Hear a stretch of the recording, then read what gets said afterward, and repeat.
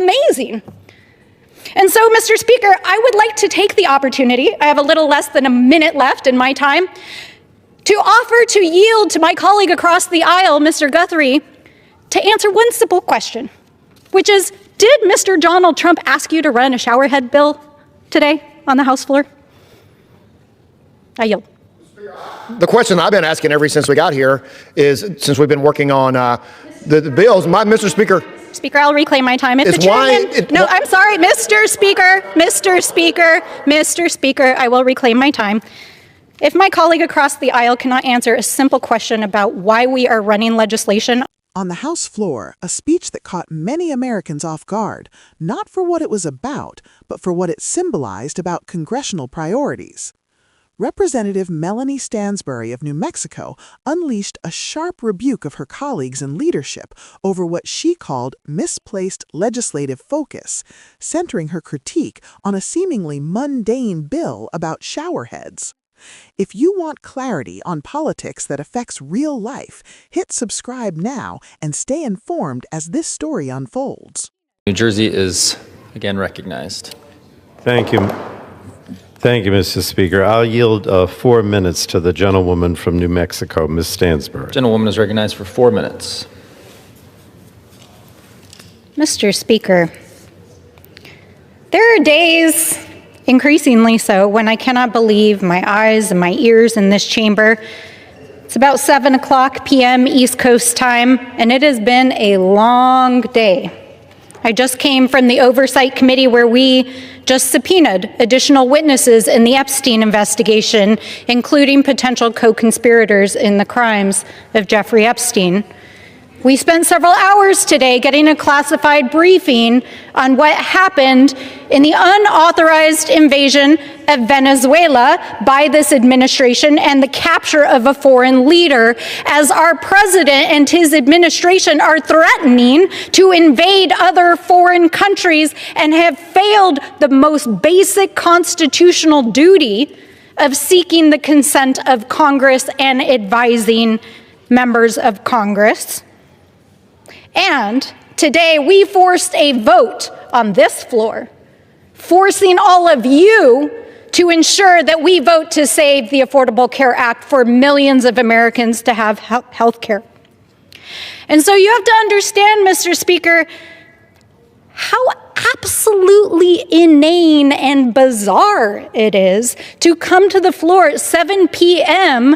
for the first real bill of this Congress this year and have it be on showerheads.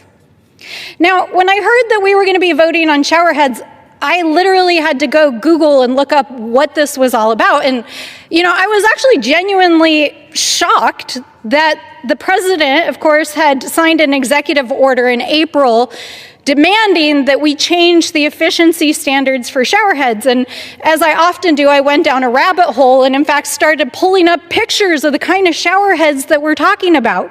And so it's fascinating to me, Mr. Speaker, to hear the impassioned pleas for regular working people to take high pressure showers in motels, because that's not why Donald Trump signed an executive order on this issue.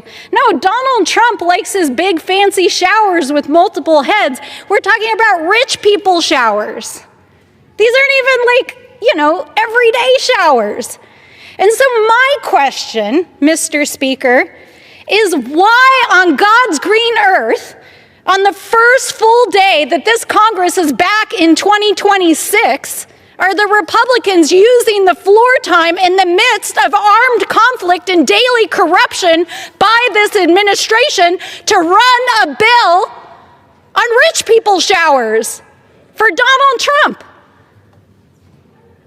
I mean, it's just absolutely amazing. And so, Mr. Speaker, I would like to take the opportunity, I have a little less than a minute left in my time, to offer to yield to my colleague across the aisle, Mr. Guthrie, to answer one simple question, which is, did Mr. Donald Trump ask you to run a showerhead bill today on the House floor? I yield. The question I've been asking ever since we got here is since we've been working on the bills, Mr. Speaker. Speaker, I'll reclaim my time. If It's the chairman, why I'm sorry, Mr. Speaker, Mr. Speaker, Mr. Speaker, I will reclaim my time. If my colleague across the aisle cannot answer a simple question about why we are running legislation on the United States House floor on shower heads, I think we rest our case. I yield back. Gentlewoman yields. Gentleman from New Jersey reserves.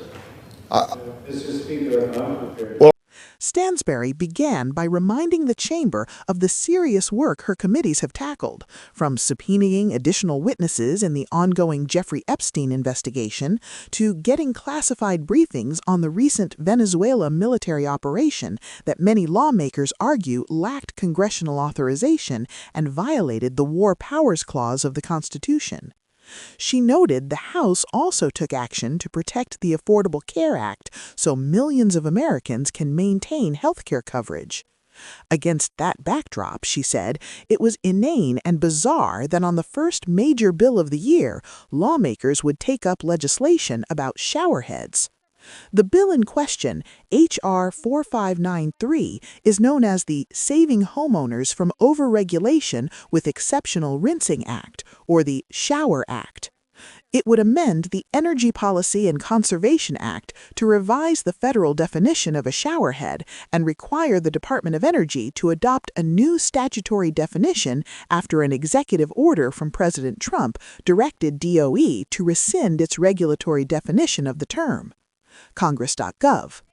Speaker Stansbury expressed incredulity that in the midst of national and global crises, including armed conflict abroad and domestic challenges like health care, the House would pivot to a bill that, at its core, redefines how water pressure and flow in a household fixture are interpreted under federal law. In her words, the idea that this was a priority was almost surreal. She said many listeners would be confused when they heard showerheads without context, prompting her to research the issue herself. Her discovery was that the bill stems from a Trump executive order issued in April 2025, which instructed the Energy Department to rescind an Obama-Biden-era regulatory definition of a showerhead, a definition that had been in place as part of federal standards governing water use.